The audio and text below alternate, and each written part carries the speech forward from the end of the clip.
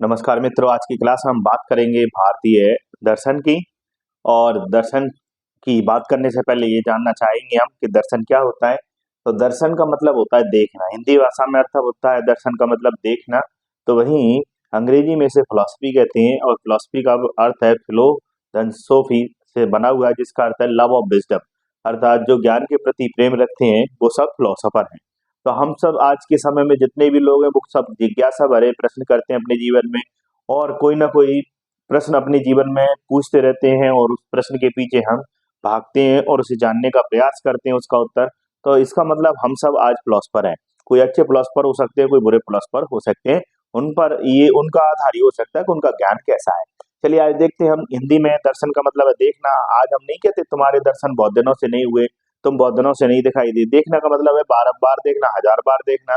और देखने के भी बच्चों कितने संदर्भ में, तीन संदर्भ में। किससे देखना, किसको देखना और क्यों देखना। किससे देखना मतलब हमारे पास दो आंखें हैं, एक तो जो आंखें हैं वो सामने दिखाई दे रही है, एक है मन की आंख। तो दूसरी तरफ क्या दिखाई देता है, संसार और ईश्वर। दो, किसे देखना और क्यों देखना, तो भोग और मोक्ष के लिए। तो ये आंखों से हमें क्या दिखाई देता है, संसार दिखाई देता है। क्यों दिखाई देता है, भोग विलास के लिए।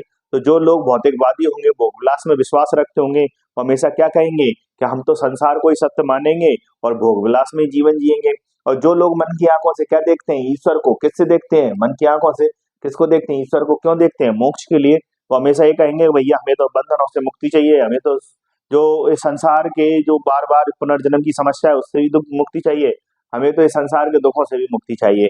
तो वो कहेंगे भाई हमें मोक्ष चाहिए। कौन, आध्यात्मिक और ईश्वरवादी लोग।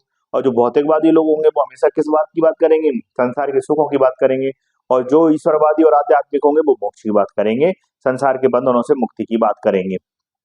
इस प्रकार से हम देखें कि भारत में दर्शन हमें दो प्रकार का दिखाई देता है, एक तो आस्तिक दर्शन, एक है नास्तिक दर्शन। आस्तिक दर्शन का मतलब क्या है, जो वेदों की सत्ता को प्रमाण के रूप में स्वीकार करता था। वेदों में जो बातें कही गई हैं उन्हें शब्दतः अपने जीवन में स्वीकार करते हैं, उसे हम आस्तिक दर्शन कहते हैं।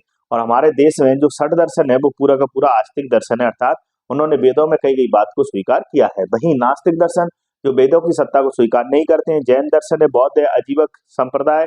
और अगला दर्शन चारवाक। चारवाक दर्शन सबसे निम्न कोटि का दर्शन माना जाता है। क्यों माना जाता है, क्योंकि इन्होंने कहा है कि अपने शारीरिक सुख के लिए, अपने भौतिक सुख के लिए आप कुछ भी कर डालो, चोरी करो, चकारी करो, उधार लेकर भी काम चले तो चलाओ, परंतु अपने भौतिक सुख में किसी प्रकार की कमी नहीं है। अपने स्वयं के सुख की बात की, किसी दूसरे के भौतिक सुख की बात नहीं की, या दूसरे के शारीरिक सुख की बात नहीं की।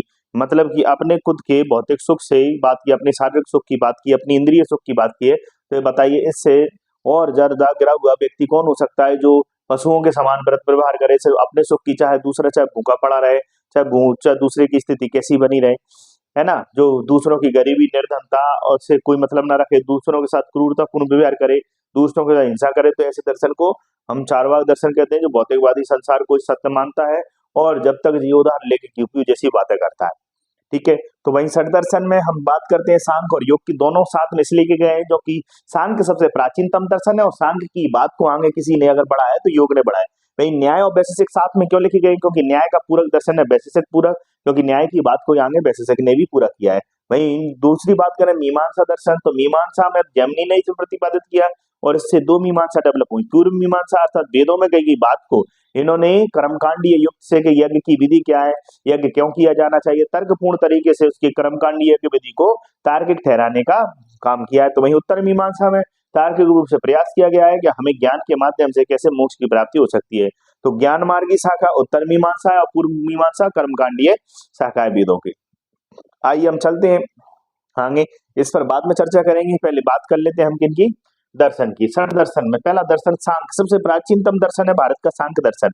सांख्य दर्शन कपिल मुनि इसके प्रतिपादक है, और इस दर्शन में कहा गया है कि पुरुष जब प्रकृति के पास आया, तो पुरुष जब प्रकृति के पास आता है तब प्रकृति से ही इस संसार की सृष्टि का विकास होता है। तो विकासवादी दर्शन है, और पुरुष के प्रकृति के आने से प्रकृति के तीन गुण थे, तीन गुणात से युक्त है प्रकृति, सत रजो तम। जब तक पुरुष प्रकृति के पास नहीं था तब तक इन तीनों गुणों में साम अवस्था बनी हुई थी, परंतु पुरुष जैसे ही प्रकृति के पास आया, इस प्रकृति की साम अवस्था भंग हो गई, और प्रकृति के विभिन्न गुण आपस में ही एक दूसरे में डेवलप हो, सत रज में, रज तम में, तम रज में, सत रज में, ऐसे आपस में डेवलप होने लगे, विकसित होने लगे। और इसी विकास के क्रम में 25 तत्वों का विकास हुआ, और प्रकृति का विकास हुआ। यह दर्शन यह मानता है कि इस सब को करने वाला प्रकृति और पुरुष है, जिसमें ईश्वर का कोई हाथ नहीं है। इसलिए सांख्य दर्शन ईश्वरवाद को नहीं मानता, पर वेदों की सत्ता को स्वीकार करता है। याद रखें, आगे चल के देखें तो इसका दर्शन सदकार्यवाद कहलाता है। सदकार्यवाद का मतलब है कि कोई भी कार्य अपनी कारण से, अपनी उत्पत्ति से पहले कहाँ निहित था, कारण में निहित था, मतलब वो पहले से किसमें निहित था, कारण में निहित था, ऐसा इसका मानना है। याद रखना, कारण कार्य सिद्धांत को ही हम क्या कहते हैं, सदकार्यवादी सिद्धांत कहते हैं, असदकार्यवादी सिद्धांत कहते हैं और प्रतीत समुत्पाद कहते हैं। भगवान बुद्ध ने कारण कार्य सिद्धांत को अपने 4 आर्य सत्य में, द्वितीय आर्य सत्य में कहा है कि प्रत्येक दुख का कारण है, और उन्होंने कारण का निवारण और उपाय अष्टांगिक मार्ग बताए थे। परंतु द्वितीय आर्य सत्य में उन्होंने प्रतीत समुत्पाद का उल्लेख किया है कि प्रत्येक घटना के पीछे कोई ना कोई कारण अवश्य होता है, अर्थात प्रत्येक घटना अपनी उत्पत्ति के लिए कारण पर निर्भर है। इसी प्रकार यहाँ बात करें, और उसी प्रतीत उत्पाद से ही हमारा उनका प्रतीत समुत्पाद से उनका क्षणिकवाद भी डेवलप हुआ था।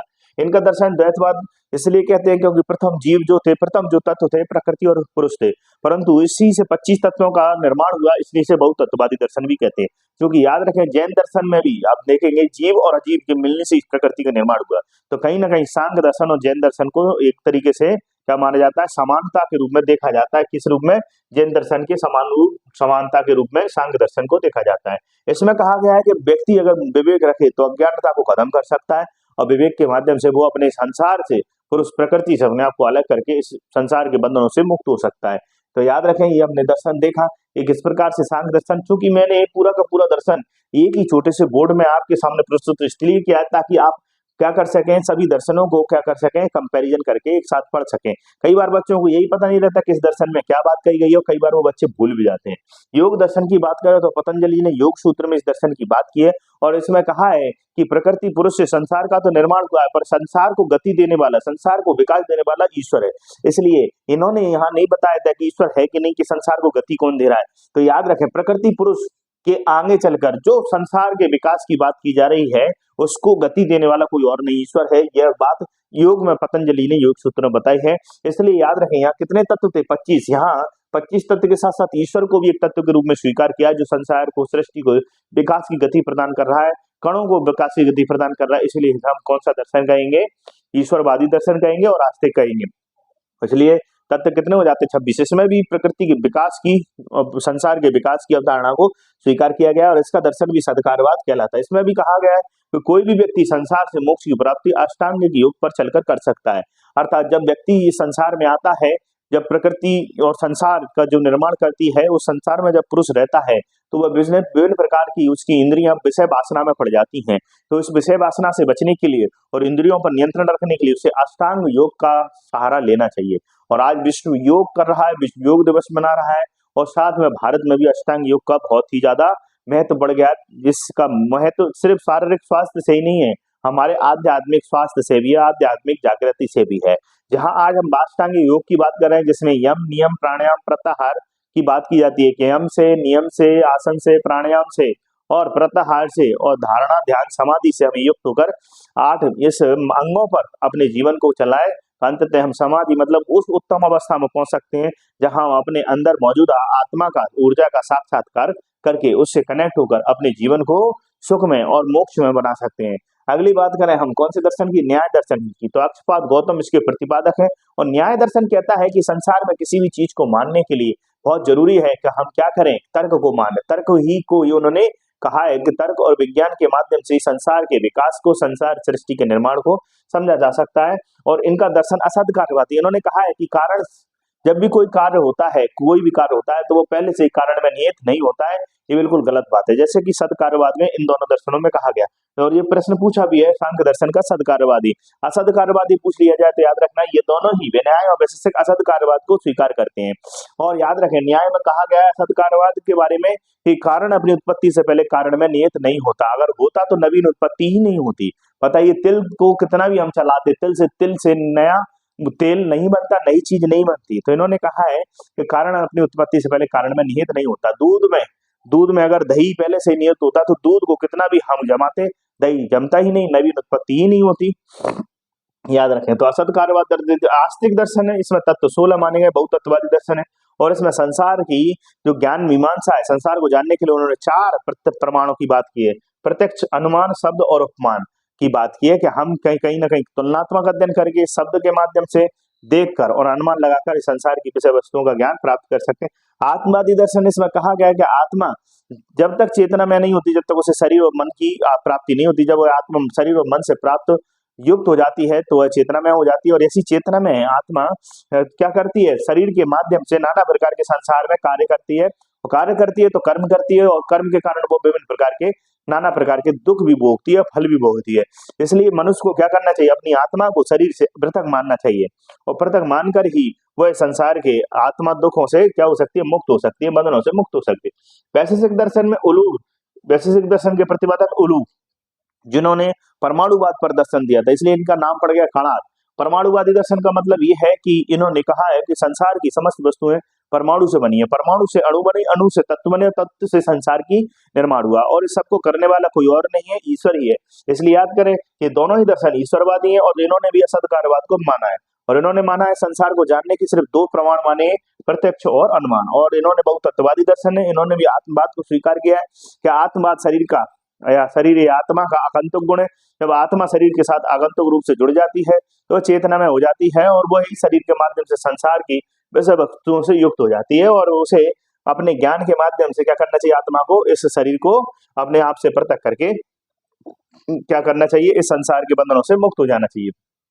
अगली बात करें मीमांसा की, तो पूर्व मीमांसा और उत्तर मीमांसा है। पूर्व मीमांसा मतलब जैमिनी ने मीमांसा डेवलप की। बाद में चलकर पूर्व मीमांसा में वेदों की कर्मकांडीय यज्ञ की विधियों के बारे में तर्कपूर्ण तरीके से इसमें विवेचना की गई है, और सैद्धांतिक स्तर पर, तार्किक स्तर पर इस बात को विश्वस्त किया गया है, स्पष्ट तरीके से आधारित किया गया है, और कोशिश की गई है कि ये डिसाइड किया जाए कि जो कर्मकांडीय वेदों की व्याख्या है उसे क्या किया जाए, उसके महत्व को स्थापित किया जाए, लोगों तक पहुंचाया जाए। वहीं उत्तर मीमांसा में बादरायण ने वेदों की ज्ञान मार्गी सागा का वर्णन किया है, जिसमें बताया गया है कि कोई भी व्यक्ति उत्तर मीमांसा में ज्ञान द्वारा जो ज्ञान बताया गया है वेदों में, उसके मार्ग पर चलकर भी क्या कर सकता है, संसार में ज्ञान की प्राप्ति करके मोक्ष तक पहुंच सकता है। इसके पश्चात बच्चों आ जाओ, सभी को मैं आपको बताता हूँ। ये आपको बता दिया सांख्य, योग, न्याय, वैशेषिक और मीमांसा, पूरे के पूरे 6 दर्शन बता दिया। आप कभी नहीं भूलेंगे, मैं ऐसी आशा करता हूँ। और मैंने आपको दर्शन की भी परिभाषा बता दी, कितने प्रकार के दर्शन है ये भी मैंने बता दिया। आपको आगे चलकर मैं एक और बात बताना चाहता हूँ कि भारत में जब वेद आए, वेद के बाद वेद ज्ञान का स्रोत है, वेद के बाद ब्राह्मण ग्रंथ आए, ब्राह्मण ग्रंथ के बाद अरण्यक आए, अरण्यक के बाद उपनिषद आए। याद रखें, वेदों की सरलीकृत भाषा ब्राह्मण ग्रंथ में की गई। जब ब्राह्मण ग्रंथों में हमें बातें समझ में आने लगी तो हमने अकेले एकांत में जाकर लोगों से बातचीत की, और बातचीत की तो ऐसे ग्रंथ जो एकांत में जंगलों में रहकर लिखे गए, अरण्यक कहलाए। अरण्यक में हमें बातें, ये बात समझ में आ गई कि आत्मा क्या है, स्वर्ग क्या है, ये बातें जब निकल के बाहर आई, रहस्यात्मक बातें जब निकल के बाहर आई, तो हम गुरु के पास गए कि भाई आत्मा क्या है, ईश्वर क्या है, पुनर्जन्म क्या है, कर्म फल क्या है। तो वहां बैठकर जो ज्ञान दिया गया गुरु के द्वारा अपने शिष्यों को, और उस ज्ञान के माध्यम से जिन ग्रंथों का निर्माण हुआ, जिस ज्ञान का निर्माण हुआ, उसे उपनिषदीय ज्ञान कहते हैं। तो याद रखिए, जो आज दर्शन डेवलप हुआ वो अरण्यक और उपनिषद से ही हमारे पास मौजूद है, षट दर्शन के रूप में। याद रखें, जो वेदों में 4 वेद थे, ऋग्वेद, ये सामवेद, यजुर्वेद और अथर्ववेद। याद रखिए, ऋग्वेद में ऋचाएं लिखी गई हैं, जिसका मुख्य उद्देश्य श्लोक, स्तुति, देवी देवता और प्रकृति की। वहीं इनको गाने का तरीका सामवेद में बताया गया, और इनके उपयोग का तरीका यथर्वेद में बताया गया है, यज्ञ के माध्यम से। तो तीनों वेदों को त्रिदेव कहते हैं, त्रिवेद कहते हैं, या त्रिदेवी कहते हैं, ताकि क्योंकि ये तीनों देव एक दूसरे से युक्त है। परंतु अथर्ववेद जो बाद में मोक्ष के लिए कर्मकांडीय अवधारणा को और अंधविश्वास को, मतलब उनको जादू टोने को जन्म देता है, और शॉर्टकट विधि अपनाने पर बल देता है, तो उसे अथर्ववेद कहते हैं, जिसमें बाद के राजवंश, कुछ राजवंशों का भी उल्लेख है, इसलिए इसे त्रिवेद में नहीं रखा जाता। बाद में याद रखा, ब्राह्मण ग्रंथ लिखे गए इन्हीं वेदों पर आधारित, और इन्हीं वेदों पर आधारित, ब्राह्मण ग्रंथों पर आधारित अरण्यक लिखे गए, अरण्यक के आधारित उपनिषद लिखे गए, और अंत में जो वेदों का अंत हो गया उसे वेदांत कहते हैं। उपनिषदों के बाद वेदों का अंत हो जाता है। इसी से मीमांसा डेवलप हुआ। मीमांसा का मतलब होता है किसी भी विषय वस्तु की निष्पक्ष रूप से क्या करना, समीक्षा करना, मूल्यांकन करना, गहन परीक्षण करना ही मीमांसा कहलाता है। और इसी क्रम में 2 मीमांसा डेवलप। उत्तर मीमांसा को वेदांतिवादी दर्शन कहते हैं, और इसी वेदांतवादी उत्तर मीमांसा की ज्ञान मार्गी शाखा पर ही शंकराचार्य जी ने अद्वैतवाद, और रामानुजाचार्य जी ने विशिष्टाद्वैतवाद, मध्वाचार्य ने द्वैतवाद, निम्बार्क जी ने द्वैताद्वैतवाद, वल्लभाचार्य जी ने शुद्ध अद्वैतवाद की क्या की, कल्पना की, अवधारणाएं और संप्रदायों का विकास किया, अपने अपने यहाँ पर वेदांतवादी दर्शन प्रतिपादित किए। और जब वेदांत की अभी आधुनिक काल में जो व्याख्या की गई आधुनिक तरीके से, उसे क्या कहा, नव वेदांतवादी, जिसमें किसका नाम आता है, विवेकानंद जी का, जिसमें सर्वपल्ली राधाकृष्णन जी का, गांधी जी का, अरविंद घोष जी का, और रविन्द्रनाथ टैगोर जी का। और इन्होंने आज के समय में कहा है कि मोक्ष की अवधारणा जहां कल तक वेदों में क्या थी, स्वर्ग की प्राप्ति, वहीं जैन और बौद्ध धर्म में क्या थी, दुखों की समाप्ति, वहीं आज मोक्ष की प्राप्ति आधुनिक काल में वेदों की आधुनिक व्याख्या की गई और कहा नर सेवा ही नारायण सेवा है आज मोक्ष की व्याख्या। ठीक है, तो याद रखिएगा वेदांत से ही, जो वेदांतवादी दर्शन है उसी से नव वेदांत डेवलप हुआ, जो हमें किस में दिखाई देता है, गांधी जी के दर्शन में दिखाई देता है, विवेकानंद जी के दर्शन में दिखाई देता है। और वेदांतवाद कहाँ से डेवलप हुआ, मीमांसा से, और मीमांसा कहाँ से डेवलप हुई, वेदों से। तो याद रखिए जो आज हमारे पास वैदिक ज्ञान है वो किसका ज्ञान है, वेदों का ही ज्ञान है, जो कहीं ना कहीं नव वेदांतवादी दर्शन में दिखाई देता है। नव वेदांतवादों ने कहा कि स्वतंत्रता, ये राष्ट्रभूमि हमारी एक लंबी रात्रि से जागने वाली है और अब एक ऐसी सुबह होने वाली है जिसमें हम स्वतंत्र हवा में सांस ले पाएंगे। और इसी बात ने भारतीय लोगों के बीच में, भारतीय आत्मा में, भारतीय भावना में राष्ट्रवाद की लहर दौड़ाई और इसी राष्ट्रवादी भावना से ही भारत में राष्ट्रीय आंदोलनों का विकास हुआ। इन आंदोलनों को हम खिलाफत, असहयोग आंदोलन, सबने आंदोलन, भारत छोड़ो आंदोलन के नाम से जानते हैं। और इन्हीं आंदोलनों ने विशाल जनशक्ति का आधार तैयार करके अंग्रेजों को भारत छोड़ने के लिए मजबूर कर दिया और अंततः भारत 15 अगस्त 1947 को स्वतंत्र हवा में सांस ले पाया। तो याद रखिए बच्चों कि वैदिक ज्ञान ने ही हमें रास्ता दिखाया हमारी आजादी का। वैदिक ज्ञान आज भी हमें रास्ता दिखा रहा है मानव कल्याण का। वैदिक ज्ञान ही हमें रास्ता दिखा रहा है क्या गलत है क्या सही है। वैदिक ज्ञान ही हमारी संस्कृति की पहचान है, हमारे अस्तित्व की रक्षा कर रहा है। तो याद रखिएगा इसी वैदिक ज्ञान के पीछे हमारे आज विचार चल रहे हैं और हमारे ही विचार नहीं चले, पूरे विश्व के विचार चल रहे हैं। वसुधैव कुटुंबकम की भावना आज हमारे बीच में दिखाई दे रही है, वो बेसिक वैदिक विचार के कारण ही नजर आ रही है। तो आज की क्लास हमारी यही संपन्न होती है। अगली क्लास में फिर मिलेंगे आपके साथ। मैंने बहुत कम समय में आपको षट दर्शन, दर्शन क्या है, नव वेदांत क्या है, वेदांत क्या है, मीमांसा क्या है, वेदों से कैसे दर्शन डेवलप हुआ, ये सब मैंने आज पूरी की पूरी बात आपको समझा दी है। आगे फिर से मैं एक अच्छा सा वीडियो बनाऊंगा। आप कमेंट्स बॉक्स में कमेंट्स करके जरूर बताइएगा आपको वीडियो कैसी लगी। और दूसरी बात ये भी बताइएगा कि आपको कोई भी विषय में कोई टॉपिक जटिल लग रहा है तो तुरंत मैं उस पर वीडियो बना के आपकी सफलता की दर को और बढ़ा दूं और आपकी सफलता में किसी प्रकार की बाधा ना आए। मेरी यहाँ से पूरी कोशिश यही रहेगी। अगली क्लास में फिर मिलेंगे एक अच्छी सी वीडियो के साथ, नई वीडियो के साथ। तब तक के लिए जय हिंद, धन्यवाद, खुश रहिए, मुस्कुराते रहिए। और हाँ, एक बात और मैं लास्ट में कहना चाहूंगा कि सिंह जिस चट्टान पर बैठता है उसे सिंहासन कहने लगते हैं, याद रखो बच्चों। इसलिए आप सिंह बनने की कोशिश कीजिए कि जिस चट्टान पे जिस जगह आप बैठ जाए वो जगह ही ऑटोमेटिक क्या बन जाए, सिंहासन बन जाए। ऐसी क्वालिटी, ऐसी मेहनत अपने आप में डेवलप कीजिए। जय हिंद, जय भारत, जय हिंद।